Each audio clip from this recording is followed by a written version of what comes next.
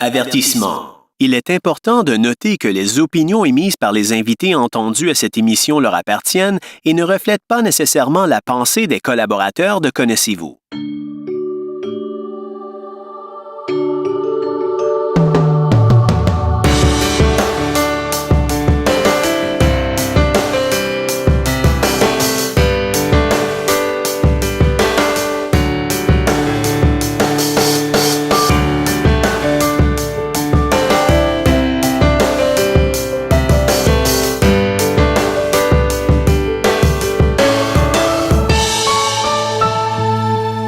Bonjour et bienvenue à une toute nouvelle émission de Connaissez-vous. J'espère que tout le monde va bien. Aujourd'hui, j'ai un invité que ça me fait plaisir de recevoir pour diverses raisons. La première, c'est que ça fait quand même un certain temps qu'on se connaît. La deuxième, c'est qu'on n'a jamais eu tant d'occasions de se parler. Je dirais que les plus belles occasions qu'on a eues de se parler, ça a été dans les parties de bureau. Dont celui de 2018, je dirais. C'est là que ça s'est réglé un petit peu le fait que notre invité allait accepter de faire l'entrevue. Et il m'a dit même qu'il était très touché, que je lui demande, puis moi, je suis très touché de le recevoir aussi. Ça va être une entrevue, je pense, très intéressante. Et c'est avec quelqu'un qui n'a pas de problème de vision, qui va vous amener d'autres points de vue, je crois. Et en plus, qu'il travaille dans l'informatique, et je pense que l'informatique, c'est un sujet qui intéresse beaucoup de personnes. Je le salue, il s'appelle Benoît Ruet. Tout d'abord, bonjour Benoît. Bonjour Martin. Merci beaucoup d'accepter sérieusement.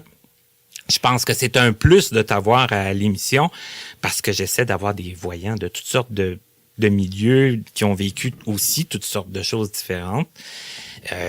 Qui ont eu une immersion, je pense, aussi dans le monde des non-voyants qui n'était pas nécessairement prévue. Mm-hmm. Ben, ça fait plaisir de l'invitation aussi. Merci pour l'invitation. Comme je l'ai dit, je m'en souvenais plus jusqu'à quand tu le dises, vu que c'était au party de Noël, là, mais ça me touche beaucoup. Ah, le party de Noël, il a été spécial. Hein? Mm-hmm. Écoute, chaque fois que je reçois quelqu'un, j'aime ça quand on commence du début. J'aime ça savoir un peu où tu es né, comment tu étais quand tu étais enfant. Et je pense aussi qu'on n'est pas gêné de le dire. Tu n'es pas très vieux, toi, Benoît. Ben, je commence à être vieux un peu, là, 32 ans quand même. C'est que je te le rappelle souvent. Ouais, tu me rappelles à chaque fois qu'on se voit. Mais que tu as atteint la trentaine. Alors que quand on s'est connus, tu avais quoi, 23? À peu près, j'avais 22, 23. Aïe, quand même. Hein, le temps passe vite. Ça nous rajeunit personne. Donc, toi, Benoît, tu es né où, exactement? Je suis né à... Ouais, il me semble que c'est ça, Saint-François-de-Laval. Je dis ça parce que je suis pas resté longtemps là-bas. En fait, j'ai grandi sur la Rive-Nord, à Terrebonne, secteur La Plaine. OK. Fait que je viens de loin. Donc, tu dis que tu n'as pas resté longtemps. Après ça, tu es parti? On est allé à Pointe-aux-Trembles jusqu'en 92, je crois, 92-93. Puis ensuite, on a déménagé. La grande partie de ma vie, je l'ai passée là-bas. OK. Est-ce que vous étiez-vous une grosse famille? Dans ma famille proche, on est 4. J'ai un frère, puis mes parents. OK, donc un frère, puis... 2 parents. OK. c'est drôle à dire, j'ai 2 parents. 2 parents ensemble? Oui, c'est ça. OK, c'est pas ça que je voulais dire, mais c'est ça. OK, mais en tout cas, ça c'est vrai que c'est plus rare de nos jours. Bref, une famille de 4. OK, avec un frère plus vieux? Oui, plus vieux. OK. Puis... Quel genre d'enfant tu étais, toi, Benoît, quand tu étais jeune? Oh, j'étais un enfant assez calme, assez réservé, pas mal dans ma bulle. Mais je dirais que j'étais un peu comme ça aujourd'hui, parfois, là, mais c'est ça. Est-ce qu'on pourrait dire que, ou c'est un mythe, ou c'est une généralité que je fais, que les informaticiens, des fois, sont un peu dans leur bulle? Ben, il y a comme un peu ce cliché-là de l'informaticien dans sa bulle, mais il faut pas généraliser, mais je pense que ouais, les informaticiens ont comme un peu un côté esprit qui virevolte un peu partout à réfléchir et tout. Et d'être bien avec sa machine, là, tu sais. Ouais. Des fois, c'est plus facile faire des choses à une machine qu'à une autre personne. OK. Oui, c'est une façon de voir les choses. Ouais.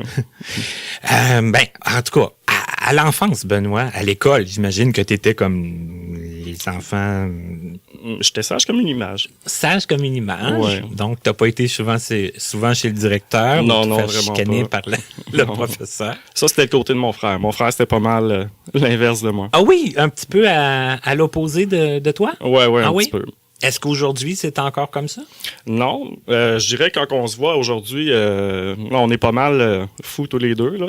OK. C'est un peu notre côté quand on est ensemble. Et lui, il travaille-tu dans l'informatique aussi? Pas en tout. Il travaille dans la construction. On a Oh là vraiment là. deux milieux vraiment différents. OK. Ouais. D'accord. Donc, toi, à l'école, est-ce que tu faisais quand même des sports ou est-ce que tu... J'ai joué au hockey pas mal toute mon enfance. Ah oui? Ouais, OK. pendant une dizaine d'années. J'ai joué au baseball, au soccer. Puis à l'adolescence, j'ai tout lâché, puis j'ai commencé à faire de l'informatique.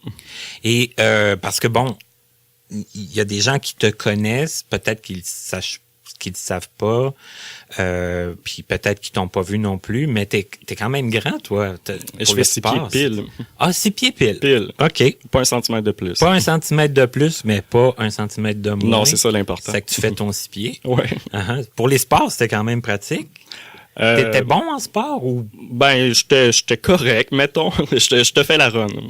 OK. Mais j'aimais ça. Mais J'aimais t'aimais ça, que Ouais. tu le faisais vraiment parce que... Pour parce le que plaisir, t'aimais ça. ouais. OK. Pas pour la compétition ou quoi que ce soit. C'est vraiment... nos parents nous ont inscrits dans le sport tout le long de notre adolescence. Puis, Pour que vous fassiez de l'activité physique, Ouais, pour ouais. bouger, puis tout ça. Ouais. Mhm.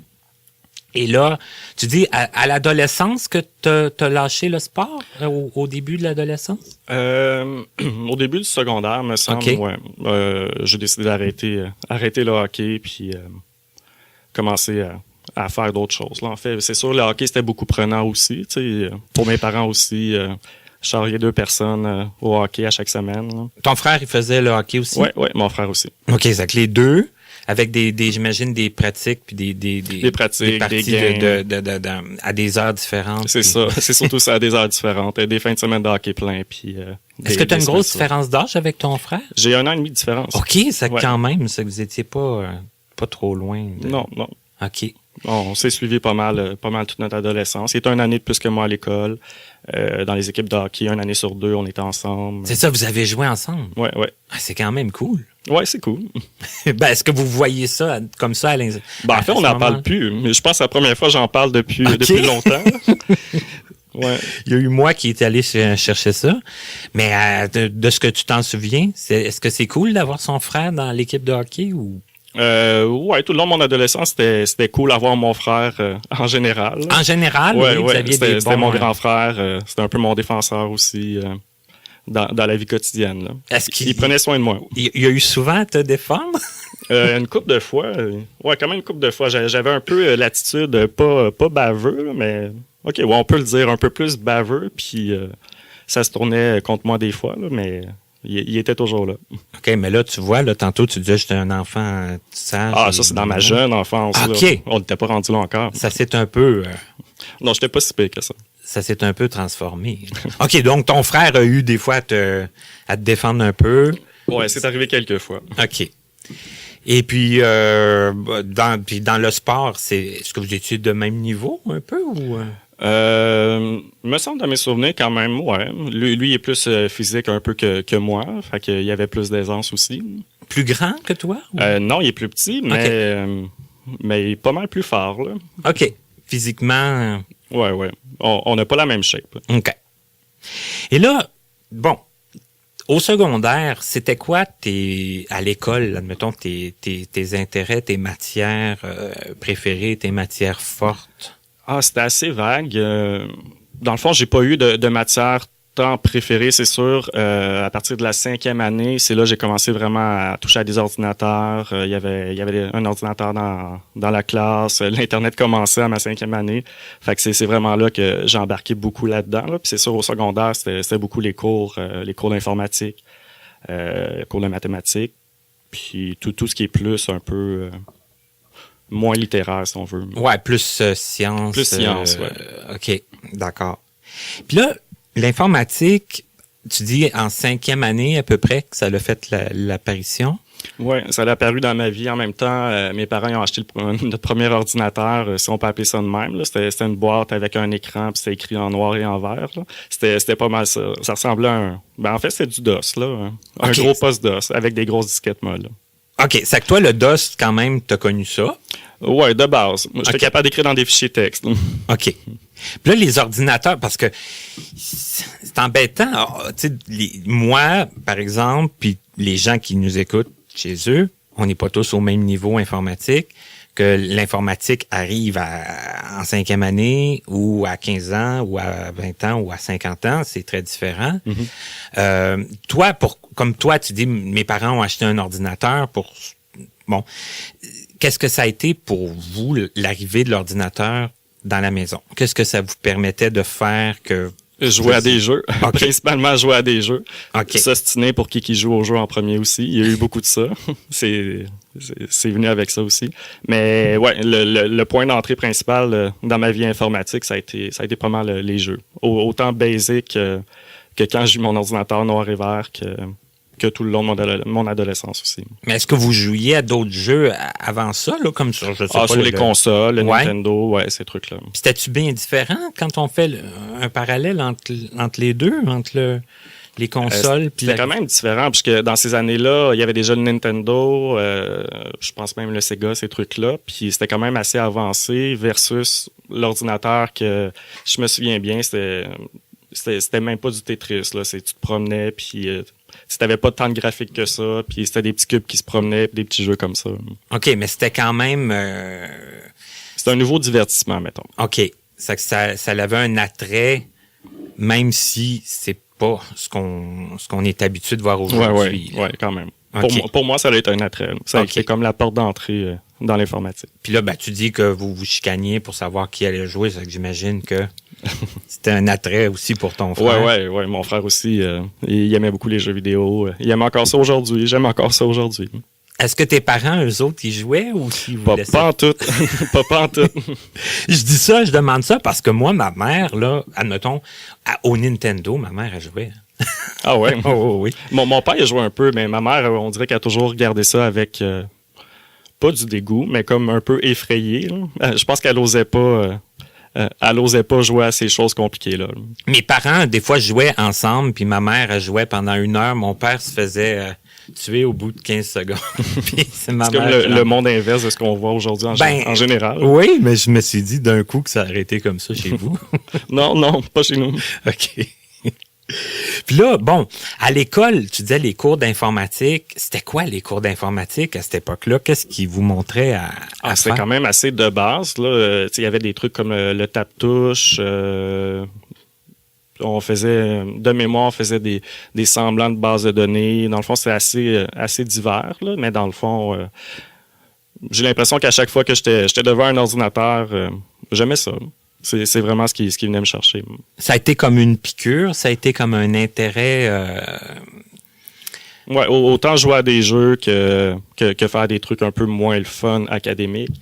Dans le fond, devant un ordinateur, c'était plus facile pour moi. OK.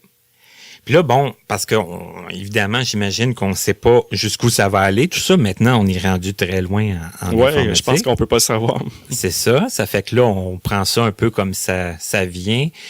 Mais tu remarquais-tu, je sais pas comment poser la question, mais comme quand ça s'est mis à évoluer beaucoup, toi, t'as toujours suivi ça aussi avec intérêt ou? Ben, j'ai essayé de suivre, c'est sûr. Dans ces années-là, ça l'a changé beaucoup. J'avais pas le même équipement à la maison que j'ai aujourd'hui au travail, mettons. Mais tout ce qui est l'évolution de ça, oui, c'est sûr, ça me stimulait beaucoup. Ça me stimule beaucoup aujourd'hui encore. Là, ton secondaire, lui, il s'est poursuivi. Tu as continué ton J'ai fini mon secondaire. Ouais, en 5 ans. En 5 ans, oui. Et là, qu'est-ce que tu voulais faire plus tard, toi? Est-ce que tu avais déjà une idée ou si pas plus que ça? Ou... Ben, je savais que je voulais travailler en informatique, mais je savais que c'était vague aussi. À la fin de mon secondaire, j'étais allé en informatique de gestion au Cégep de Bois-de-Boulogne, qui est vraiment de la programmation. Programmation pure et nette, là, gestion de données et tout. Je l'ai pas complété. J'ai fait 1 an et demi, justement. Je me suis rendu compte que la partie programmation, c'est moins ce qui m'allumait. Donc après, je suis allé faire un DEP en soutien informatique qui touchait vraiment à la base pas mal tous les domaines de l'informatique, autant réparer un ordinateur que installer des serveurs, les switches, ces affaires-là. Puis c'est là, dans le fond, j'ai trouvé plus mon intérêt de spécialisation. Parce que la programmation, bon, je sais que la question peut paraître bête là au départ, mais bon, quand tu t'inscris en programmation, c'est pour programmer quoi? C'est ça, il y a plusieurs langages de programmation. C'est ça, hein? Puis en même temps, j'étais un peu perdu à quoi m'inscrire. Fait que je me suis dit, ça commence par informatique, on va l'essayer. Fait que, mais c'est ça, je me suis rendu compte que c'était moins mon dada, mettons. OK. Et là, bon, soutien informatique, là, tu as fait un DEP, c'est Oui. ça? Oui, OK. Oui. Ça, tu l'as complété? Oui, OK. à Repentigny, oui. OK, à Repentigny. Puis là, bon, je vais peut-être un peu vite ou pas, je sais pas. Mais t'as travaillé là-dedans? Est-ce que tu as eu d'autres emplois qui touchaient pas à l'informatique, admettons, quand t'étais... Pas vraiment. Dans le fond, j'ai fini mon DEP. J'ai fait mon stage à l'Institut de cardiologie de Montréal. OK. Vraiment comme technicien en informatique pour... on touchait à tout, là, en fait. Un peu comme... l'emploi que j'ai eu à l'Institut Nazareth-Loubraille après. Là. Donc, on regardait les serveurs, les switches, autant les équipements informatiques, la téléphonie. Puis, pendant ce temps-là, je travaillais chez IGA pendant 5 ans. OK. Puis, je suis vraiment passé du IGA à l'Institut Nazareth-Loubraille. OK. Mais là, au IGA, tu faisais pas de l'informatique. Ben non, j'emballais les épiceries, je plaçais des légumes, puis je plaçais du canage. Ben, je pensais, je sais pas, d'un coup, Non, j'aurais pu, ouais. .net, Non. Pas jusque-là. Non, je disais, bonjour madame, ça va être en papier ou en plastique? C'est pas mal ce que je faisais en général pendant 5 ans. OK. Quand même, t'aimais ça? C'était... Ben, c'était un emploi, là. Je voulais pas faire ça Non, on s'entend. le restant de ma vie, mais... C'était un emploi d'étudiant. C'est ça, c'était un emploi d'étudiant. C'était quand même bien payé dans le temps. Ben, pour ce que je faisais, là. Puis, c'était correct. Puis tu voyais des gens, puis... Ouais. Puis, c'est sûr, dans le temps, j'étais pas... j'allais dire, j'étais pas très sociable, mais c'est pas ça le mot, là. J'étais moins porté vers l'autre personne, là. J'étais plus réservé. OK. Fait que souvent, ça s'arrêtait à papier ou plastique, puis ça s'arrêtait là. Mais tu vois, ça m'étonne un peu quand même quand tu dis ça, parce que tu disais, bon, tu as fait du sport, puis tout ça, puis faut pas être sociable pour faire du sport? Ou pas nécessairement, je pense pas. OK. J'étais pas bête non plus, là, mais... Non, mais t'étais peut-être plus... J'étais réservé. On disait au début réservé, ouais, là, ouais. puis... OK. Même encore aujourd'hui, je serais pas toujours porté à aller voir les nouvelles personnes, là, mais je finis par y arriver. OK. Comme j'ai fini par dire oui à faire une entrevue. C'est une blague. Mais, OK, mais des entrevues, en as-tu fait beaucoup dans ta vie? Les entrevues d'emploi, non. Ouais. Les entrevues en général, en fait, c'est ma première. La radio? À la radio, okay. Non, rien de ça. Okay. J'ai fait une entrevue d'embauche, puis c'est tout. OK, c'est que ça a été quand même assez bien, ouais. assez bien pour toi à ce niveau-là. Ouais. C'est quand même stressant, les entrevues d'emploi. Ouais, les entrevues en général. Là, à l'Institut de cardiologie, c'est quoi? Tu as fait un stage, tu disais? Oui, j'ai fait un stage. Je me rappelle plus combien de temps. C'était quand même assez long. Je pense que c'était 2 ou 3 mois. Puis, à la fin de mon emploi, dans le fond, je suis retourné travailler au IGA. Puis, où est-ce que je faisais mon stage, justement, il y avait un employé qui connaissait une autre personne qui faisait des contrats informatiques à l'INLB. Il savait que je me cherchais un emploi, fait que il m'a mentionné qu'il y avait une affichage de poste, il en a parlé, puis finalement, j'ai appliqué à l'INLB. OK. J'ai eu une entrevue. OK. Puis je suis rentré à l'INLB. Puis là, bon, je veux pas qu'on s'embarque dans les formalités, mais bon, c'est parce que tu me disais, je pense que tu le disais avant qu'on commence, que tu n'avais pas eu vraiment de lien avec les handicapés visuels avant d'arriver à l'INLB. Ouais. Bon. Et là, est-ce que, quand tu arrives à l'INLB, est-ce qu'ils te poses des questions là-dessus ou si ça se limite vraiment au côté informatique? Ben, je me souviens, pendant l'entrevue, on m'avait demandé si je connaissais l'Institut Nazareth-Lubrail un peu. Puis, en tant que bonne personne qui avait préparé son entrevue, j'étais allé sur le site web. Là, c'est pas mal tout ce que je connaissais, là, l'information qui était sur le site web. OK. Tu as fait une recherche quand même pour connaître un peu... Ouais, un petit peu, mais très, très de surface. Basic. Là, ouais, c'est ça. Selon ce qui était, comme tu dis, inscrit sur le site. Ouais. Et ça a été correct puisque tu as été embauché. Ben, visiblement, oui. J'ai été embauché. Mais OK, on va y aller dans ce cas-là de façon plus, disons, plus concrète. Là. La première journée à l'Institut, est-ce que tu t'en... Ben, je dis la première journée, dans le fond. On sait comment ça se passe une première journée dans un nouvel emploi, là. Mais... Premièrement, est-ce que tu peux dire ce que tu faisais à l'Institut? Puis, ben en fait, je faisais un peu de tout. Là. Quand je rentrais à l'Institut, j'étais beaucoup à répondre au téléphone, un peu le centre d'appel, si on veut. Installer des équipements, aller réparer des logiciels qui fonctionnent mal. Là, ça, c'était pour les employés? Ouais. Dans le fond, j'ai toujours été technicien informatique pour les employés de l'INLB. C'est que là, quand quelqu'un avait un problème, peu importe où dans l'Institut, il t'appelait? Ouais. Puis là, toi, tu accourais? J'accourais et je déboguais. C'était pas mal ça en général. OK. Donc là, c'était conventionnel un peu comme les problèmes que tu pouvais rencontrer, c'était pas... Non, c'est un peu les problèmes de la vie de tous les jours en informatique. Là. Mm-hmm. Ou un ordinateur qui arrête de fonctionner, ou des installations, ou des trucs de même. Là. OK. Puis ton premier lien avec les handicapés visuels, ça s'est fait comment? Tu t'en souviens? C'est quand même assez vague. Je me souviens, dans le fond, ce qui a été un peu spécial, c'est la première fois que j'ai entendu mon ami Jazz. Hein. Oui. Dans le fond, j'avais jamais connu rien de tous les logiciels adaptés, autant ZoomText, Jazz, DBT. La première fois que j'ai écrit bonjour dans DBT, puis j'ai vu que je pouvais le transcrire en braille, je me trouvais bien bon. Non, ça a été... comme un monde à apprendre, si on veut. OK. Puis le braille, tu connaissais pas ça non plus? Non. OK. Je connais toujours pas le braille, sauf la lettre A.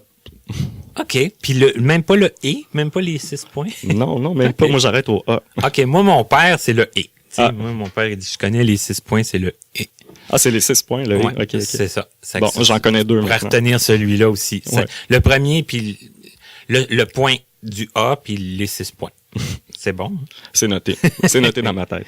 Mais là, Jazz, là, la première fois tu l'as entendu, c'est sûr que je sais pas c'était qui te l'a fait écouter. Je me souviens pas. Mais j'imagine que c'était rapide, que c'était... Ouais, c'était rapide. C'était plus difficile qu'aujourd'hui à comprendre ce qu'il dit aussi. Mm-hmm. C'est sûr, ça varie d'un ordinateur à l'autre, là, mais tu fais le saut la première fois que tu entends ça.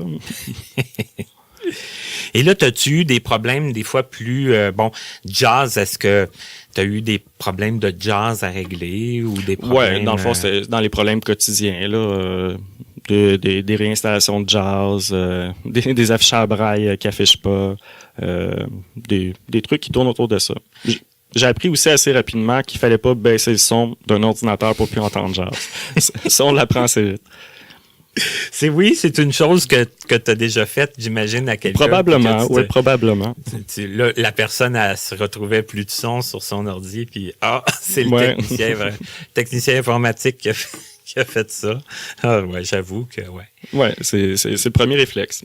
Et là, qui t'a un peu initié à tout ça? Est-ce que c'est-tu l'INLB qui t'ont comme formé un peu sur les principaux problèmes d'accessibilité? Ouais, c'est sûr. En même temps, je sortais de l'école, fait que le technicien informatique était en place. C'est lui qui m'a montré, aujourd'hui, je dirais pas mal tout de A à Z, autant tout l'environnement des logiciels adaptés que, comme je disais tout à l'heure, au début, quand je suis rentré, j'étais plus au support téléphonique. Graduellement, justement, j'ai commencé à m'occuper plus des serveurs, de la télécom, des autres équipements.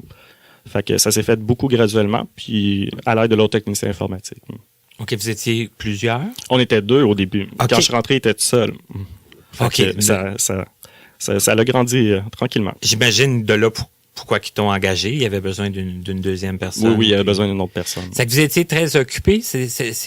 À quoi ça ressemblait un peu une journée de travail? Est-ce que c'est le genre de de travail, justement, où on ne sait pas trop à quoi s'attendre d'une journée à l'autre, ou si des choses récurrentes quand même? Ben, c'est un mélange des deux un peu. C'est sûr, s'il y a un centre d'appel, en fait, ça reste de l'informatique, ça reste de la mécanique. Au centre d'appel, dans le fond, on peut avoir une journée qu'on n'a pas d'appel versus une autre journée que ça déborde d'appel. C'est vraiment... Une journée, pas d'appel, oui, ça se peut, ça?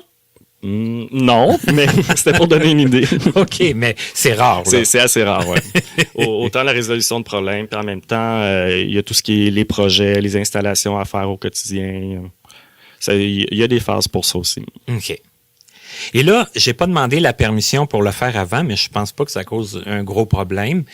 Mais là, moi, je ne travaille pas à l'INLB. Tout le monde le sait, je travaille chez Point par Point. Et à un moment donné, Benoît arrive chez Point par Point. Mm-hmm. Hein? Comment ça s'est fait, ça, ce lien-là? Est-ce que tu t'en souviens?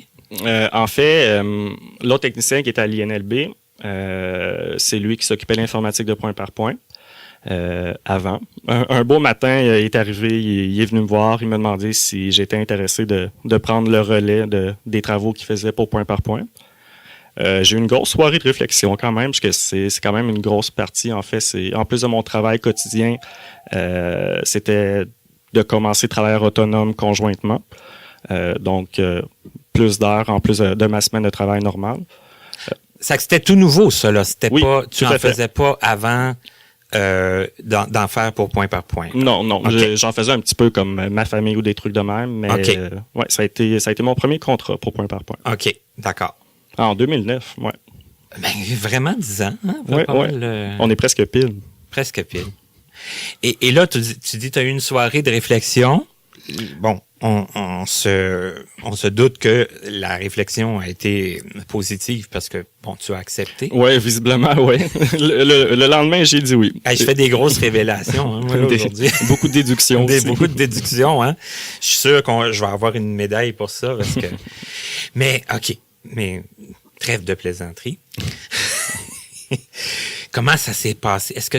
Qu'est-ce que tu gardes un peu de ton arrivée chez Point par Point? Est-ce que c'était très différent de l'INLB? Non, dans le fond, ça faisait déjà, je suis rentré à l'INLB en 2017. Ça faisait déjà 2 ans qu'au quotidien, je travaillais à l'INLB. Dans le fond, c'est sûr, oui, c'était différent dans le sens qu'en informatique, d'un établissement à l'autre, même si t'es super bon en informatique, mais tu dois apprendre quand tu vas dans un autre établissement. Ça, c'est immanquable. Mais les bases restent les mêmes, là, en fait. Ça a comme été un espèce de copier-coller INLB avec des personnes différentes là, Okay. au niveau informatique. OK. Parce qu'on se retrouvait avec un peu les mêmes logiciels, le logiciel adapté, DBT, ces trucs-là. Puis les mêmes problématiques, forcément, Ouais, qui pouvaient arriver. Puis, sauf que, bon, nous, on t'appelait des fois un peu plus en panique, j'imagine, parce que t'étais pas sur les lieux tout le temps. Non, c'est ça. Il y avait ça aussi à dealer, la rapidité de répondre. J'allais travailler beaucoup le soir dans le temps, des fois la fin de semaine. J'étais pas sur place. C'était la grosse différence. Mais la force de l'informatique, maintenant, c'est qu'on peut travailler beaucoup à distance. Ouais. La majorité des choses se faisaient puis se font encore aujourd'hui à distance. Ce qui est quand même pas rien, là. C'est pas négligeable comme possibilité, parce que... Non, ça rend le travail beaucoup flexible. T'as pas En fait, besoin je dis de te souvent, déplacer. c'est ça, je dis souvent qu'on peut tout faire à distance, sauf remplacer un écran. L'image, c'est pas mal ça. Ouais. Remplacer l'écran ou le Tout ce qui est matériel, Ouais, une c'est souris. le remplacement des trucs, mais Ouais. la configuration ou tout ça, Ouais. ça, il n'y a pas de problème. Ça, c'est bien pour ça. Alors, ça n'a pas été un trop gros défi, mais ça t'a, j'imagine, tenu beaucoup occupé. Ouais, ça m'a tenu quand même pas mal occupé. Puis au fil des années aussi, il y a eu d'autres contrats qui se sont rajoutés. J'ai eu ouï dire de ça. Là. Tu t'es occupé de beaucoup de non-voyants, je crois. Ouais, beaucoup d'entreprises. J'ai travaillé, je me rappelle plus combien de temps. Je crois que j'ai commencé en 2013 à faire des contrats pour le RAM aussi à Montréal. OK. Il y a eu le GAF à Saint-Hubert, GAPH à RSM. Je me rappelle plus exactement qu'est-ce que ça veut dire, là, mais Moi non c'est plus. ça. On va chercher. Ouais, on cherchera. On le dira à la fin. OK. Ouais, quand même. J'ai eu d'autres petits contrats aussi à Montréal pour de la téléphonie, des trucs de même. Dans le fond, j'ai toujours été occupé, mais j'ai toujours fait attention aussi de pas trop me surcharger. Parce qu'il fallait pas oublier que je travaillais quand même à temps plein à l'INLB en même temps. Ben oui, c'est ça, là. Ça fait que tous les autres contrats, c'était en dehors de... Oui, en dehors de l'INLB. En dehors de l'INLB, puis en dehors de tes occupations. Ouais, il fallait que je me garde du temps pour moi aussi. C'est ça, c'est quand même important. Ouais. Et là, à un moment donné, comment c'est venu, parce que là, les années ont défilé, la technologie, ça progresse toujours, il y a toujours des changements de logiciels, des changements d'équipement aussi, j'imagine. On trouve son défi comment avec les années? Est-ce que c'est pas mal le même défi. En fait, je dirais qu'on s'ennuie pas, parce que justement, ça évolue tout le temps. L'équipement que tu as installé il y a 5 ans, ben aujourd'hui, il faut que tu le remplaces. C'est toujours ça, c'est en constante évolution. Toujours s'assurer que l'équipement répond aux besoins, fonctionne adéquatement. Essayer de prévoir les problèmes et non les réparer sur le fait même. Une fois que la personne est comme dans la chenoute, là, comme on pourrait dire, pour rester poli. Ouais, c'est le gros défi. OK, d'accord. Hey, j'ai une question. Moi, j'aimerais ça qu'on parle de l'Internet. Parce que l'Internet, quand tu étais jeune, ça commençait, tu disais tantôt? Ouais, je me souviens, j'ai commencé, je me souviens très bien, en 5e année, sur l'ordinateur dans la classe. Là, l'Internet commençait. OK. Et là, c'était quoi l'Internet à ce moment-là? Il me semble que c'était pas grand-chose. De mémoire, il y avait le vieux navigateur, c'était Netscape, puis on arrivait sur un moteur de recherche, puis je sais pas, on cherchait, on écrivait pommes, puis on avait de l'information sur les pommes, puis on était bien contents. C'était pas mal là, de base. Là. Je me souviens même pas s'il y avait Google ou ces trucs-là. Ben, il y avait l'équivalent, là, mais c'était... Dans le fond, pour moi, c'était comme un encyclopédie devant moi sur l'ordinateur. Mais c'était évidemment pas comme aujourd'hui, puis c'était plus lent. Ah oui, c'était vraiment beaucoup plus lent, ouais, avec la ligne téléphonique. Ça aussi, il y a beaucoup de chicanes. Il y a beaucoup de chicanes chez moi, ça, pour ça. C'est vrai, c'était la ligne téléphonique en plus. Ouais. Ça que t'as connu les deux, toi, là. Ouais, j'ai connu la ligne téléphonique. J'ai connu mon frère qui me chicanait parce qu'il voulait prendre le téléphone, mais moi, je voulais aller sur Internet. C'était pas mal le quotidien. La ligne. Ouais. Ben oui, puis j'imagine que tes parents aussi, des fois, ils devaient attendre. Ouais, parce qu'en plus de pas pouvoir appeler, ben, ils pouvaient pas recevoir d'appel non plus. Non plus. C'est que c'était dans les deux directions. Ouais. Puis comme j'aimais l'informatique puis l'Internet, ben j'y allais assez souvent. Tu passais beaucoup de temps là-dessus. Ouais. Et là, toi, est-ce que ça te... l'évolution de l'Internet, c'est quand même intéressant. Maintenant, aujourd'hui, on peut faire... on peut faire tout, pas mal tout. C'est plus juste l'encyclopédie. Hein? Non, on peut faire tout de A à Z, commander une épicerie, gérer nos comptes... acheter en ligne. Souvent, on nous réfère même sur le site Internet plutôt que d'appeler ou de vérifier. Non, c'est rendu vraiment gros. Toi, bon, tu as 32 ans. Ouais. Comme t'es vraiment rendu vieux. Ouais, j'approche la quarantaine. Oui, je m'excuse. Encore une fois, il fallait que tu le plugues. Il fallait que je le plug. Mais non, c'est des blagues parce que c'est moi qui ai rendu vieux. Toi, tu vois ça comment, l'évolution informatique, l'évolution de l'Internet? Est-ce que, je sais que tu aimes ça, je sais que tu es mordu d'informatique, mais est-ce que tu trouves que ça a des bons côtés? Ou... De mon point de vue, à moi, c'est sûr, je vois juste des bons côtés de mon point de vue, mais on le voit souvent dans les médias aujourd'hui. Il y a beaucoup de mauvais côtés aussi. Là. Ça a amené une facilité à atteindre l'autre personne plus rapidement, si on veut. Là. Il y a tout cet aspect-là. Et c'est tellement vague, l'Internet, en fait, tu peux... t'as autant de bons puis de mauvais côtés concrètement quand tu prends le temps d'arrêter puis de le voir. Là, est-ce qu'on s'en passerait quand même aujourd'hui? C'est ça la question. Probablement pas. Ouais. C'est comme les téléphones, les téléphones intelligents. Ouais. Hein? On l'a toujours avec nous. En tout cas, toi, Benoît, les téléphones cellulaires, t'as eu ton premier téléphone à quel âge, t'en souviens-tu? Ah, j'étais assez jeune. Puis le premier téléphone que j'ai eu, c'est mon parrain qui me l'a donné. Puis je pouvais pas appeler. Puis il n'y avait pas d'écran, mais j'étais vraiment content d'avoir un téléphone cellulaire. Je me sentais cool. Fait que j'étais peut-être en 6e année. Sinon, un vrai téléphone en secondaire 1 ou 2 à peu près. Mais c'était quoi ce téléphone-là que tu pouvais pas téléphoner? Ah, c'était comme une grosse boîte carrée avec une antenne. Puis ouais, je me trouvais bien cool de me promener avec ça. Mais personne ne savait que je pouvais pas appeler. Fait que moi, ça me dérangeait pas. C'était juste un... C'était le vieux téléphone de mon parrain, en fait. Mais c'était une apparence, là, un peu. Là, Ouais. OK. Ça a commencé comme ça. OK. Mais pas si longtemps après que ça, tu as eu ton vrai téléphone? Ouais, j'ai mon téléphone que je pouvais juste appeler. Après ça, j'ai eu d'autres téléphones. Il commence à avoir des jeux, messages textes. Puis aujourd'hui, écoute, je peux tout faire avec mon téléphone. Ouais. Mais encore là, tu as vu toute l'évolution de ça. Là. Ouais, j'ai pas eu toujours les dernières technologies, mais j'ai toujours suivi ça un petit peu. Puis j'ai vu l'évolution. J'étais dans la génération pour suivre l'évolution. Et est-ce que tu vivrais, admettons, je sais pas, moi je dis ça comme ça, 24 heures sans téléphone? Ah, j'aurais de la misère, j'aurais tellement de la misère. Comme là, ça fait déjà quoi, 20-25 minutes que j'ai pas regardé mon téléphone? Ouais, fait que c'est ça. C'est dur? Ben, c'était pas dur jusqu'à temps que t'en parles. Oh. Ben non, c'est pas si pire que ça, mais on a toujours le réflexe. On va passer 15 minutes dehors, on regarde notre téléphone, on regarde si on a un nouveau courriel. C'est rendu l'habitude. Là, en fait, c'est se défaire d'une habitude. Ben garde, ce que je vais faire avec toi, vu que je suis gentil quand même. Ah ben non, j'ai pas besoin d'aller voir mon téléphone. Non, mais on va faire la pause. Parce que ça fait quand même un bout de temps qu'on jase, puis ça va quand même bien. On va faire la pause, puis moi, je fais tout le temps ma petite annonce pendant ça, là, ma petite sauvegarde de fichiers aussi, hein, tu sais, parce que l'informatique... L'informatique, c'est pas toujours fiable. Hein? Non, ben, puis faut pas niaiser avec ça, hein. C'est que on va faire la pause, je vais faire toutes mes petites sauvegardes, puis tout ça. Et puis, après la pause, ben, j'ai d'autres petits sujets à parler avec toi, si tu veux bien. Donc, on se laisse. On revient tout de suite après la pause. Restez quand même pas trop loin parce que les pauses sont toujours pas longues à Connaissez-vous.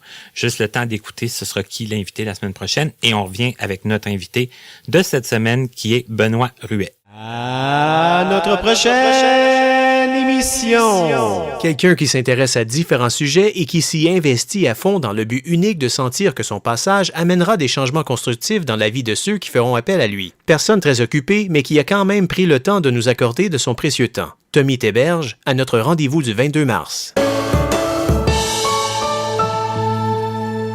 Nous sommes de retour à Connaissez-vous avec notre invité de cette semaine qui est Benoît Ruet, qui est un informaticien passionné d'informatique aussi, je devrais dire.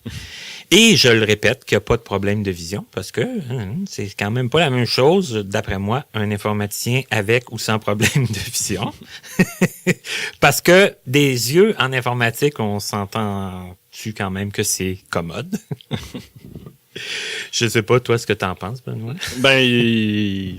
Ben, par exemple, il y a certaines personnes que j'ai croisées niveau informatique avec une déficience visuelle que je pourrais dire qui avaient pas mal de compétences. C'est sûr, il y a certaines choses qui sont plus limitées avec la vision. C'est sûr qu'ils ont des compétences, mais ouais. C'est sûr que les yeux, des fois...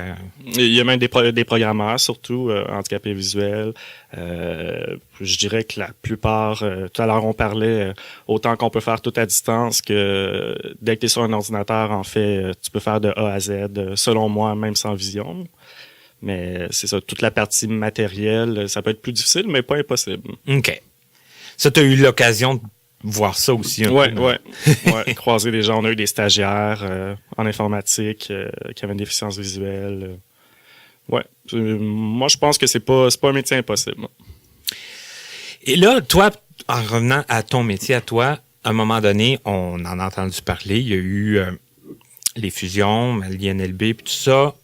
Ça l'a changé ton travail du tout au tout. Ouais, graduellement, ça s'est fait graduellement sur l'espace d'1 an à peu près. Autant que au quotidien, aujourd'hui, je suis quand même la personne ressources, serveurs et infrastructures pour l'INLB. Mais je dirais que 95% de mon travail a pas mal changé. OK. Et là, tu dis que ça s'est fait sur un an. Ouais, à peu près. On m'a impliqué dans un projet, un autre. On m'a changé d'établissement. Puis là, aujourd'hui, au quotidien, je travaille sur des projets pas mal à travers la Montérégie au complet. OK.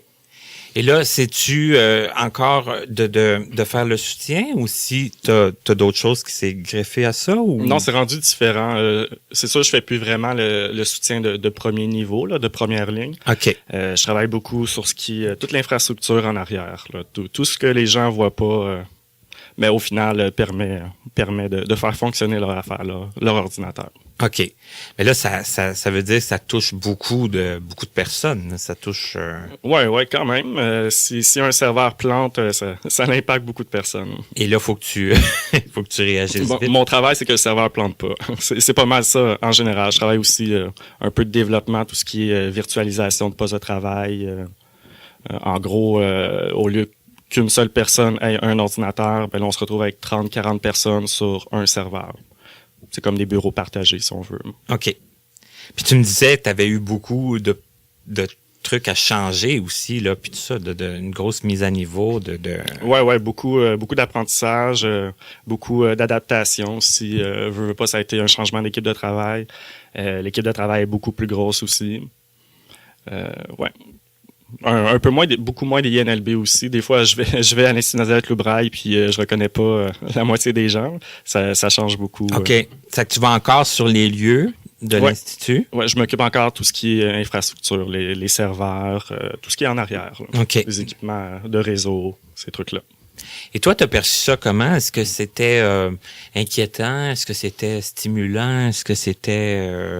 C'était pas tant inquiétant. Je trouve ça vraiment, vraiment stimulant comme travail, ça c'est sûr. Comme je disais tantôt, mon travail a carrément changé, mais pour moi, niveau professionnel, a changé pour le mieux. Pour moi, il y a beaucoup plus de charges, c'est plus stressant. Mais niveau mon travail personnel, je retournerai pas en arrière. OK. Malgré tout le changement. Tous les nouveaux défis. Tous les nouveaux défis, le changement d'équipe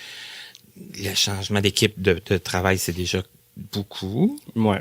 C'est sûr que ça s'est fait graduellement aussi. Ça n'a pas été de A à Z du jour au lendemain. Ouais. Parce que là, ça fait quand même 2-3 ans, je pense, les fusions. Mm-hmm. OK. C'est que là, toi, t'es bien installé là-dedans. Ouais, bien installé à mon bureau. C'est beau, c'est spacieux.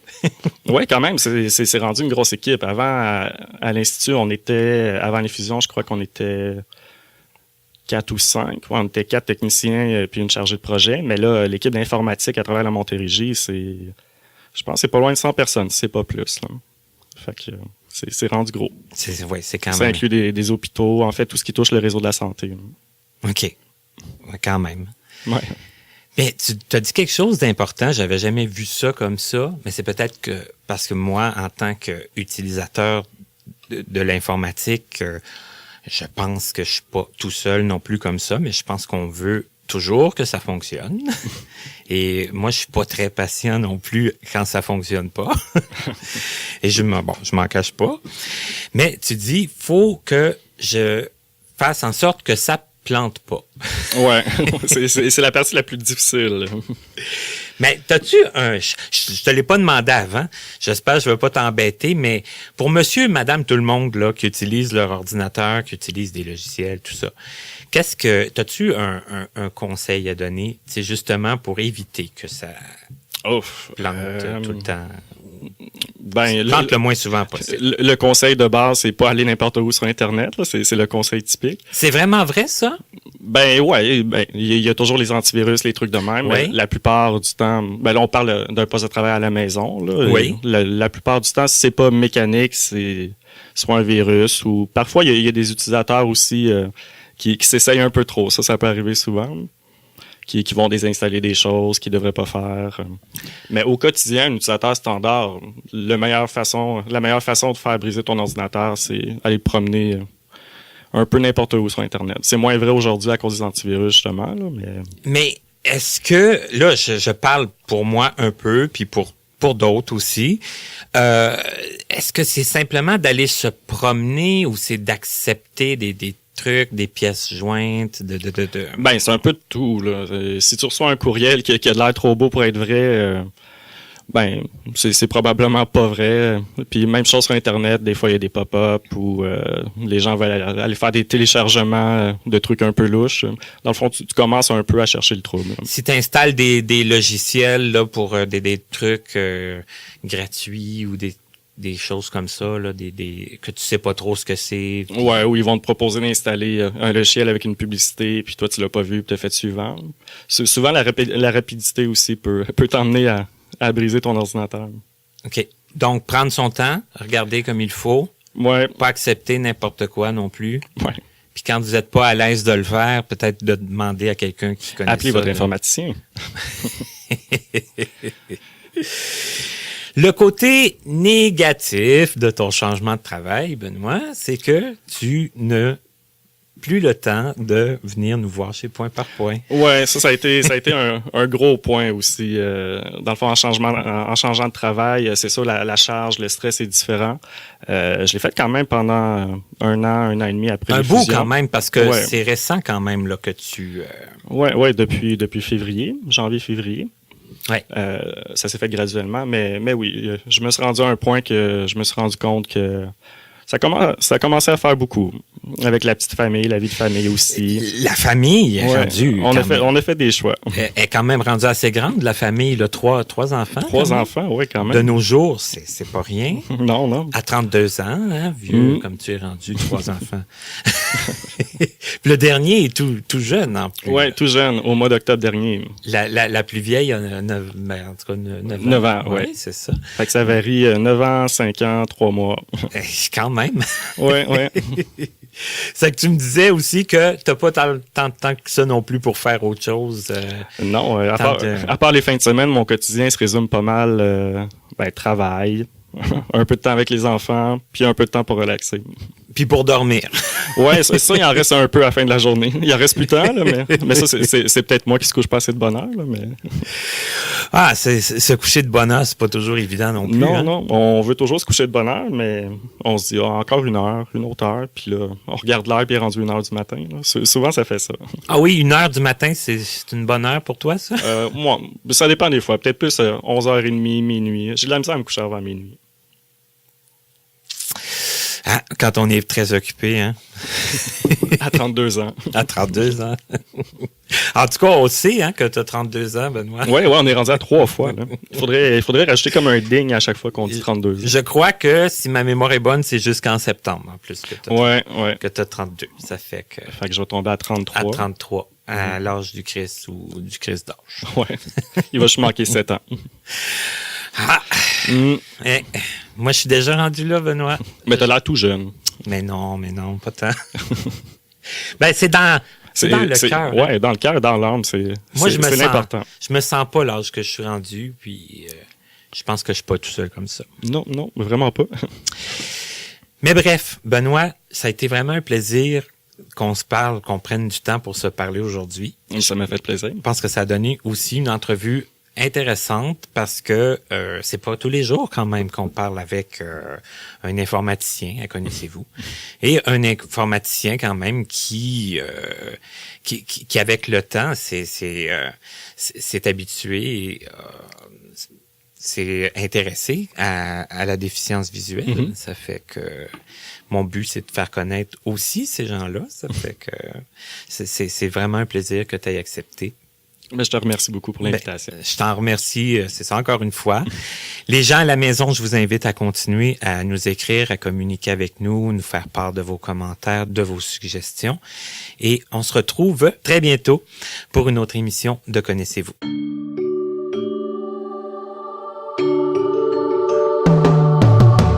Vous pouvez communiquer avec nous en passant par notre site internet au www.martinchouinard.com ou à l'adresse courriel connaissez-vous2017@gmail.com sans tiret. Nous sommes aussi accessibles sur Facebook et YouTube. Nous remercions l'Association des aveugles de la Rive-Sud ainsi que la compagnie Point par Point Inc. de nous prêter gracieusement leurs locaux pour l'enregistrement de certaines de nos entrevues. À l'animation, Martin Chouinard. À la voix, la musique, à l'édition et la mise en ligne, Stéphane Pilon, en collaboration avec Papillon Sonic. À la prochaine.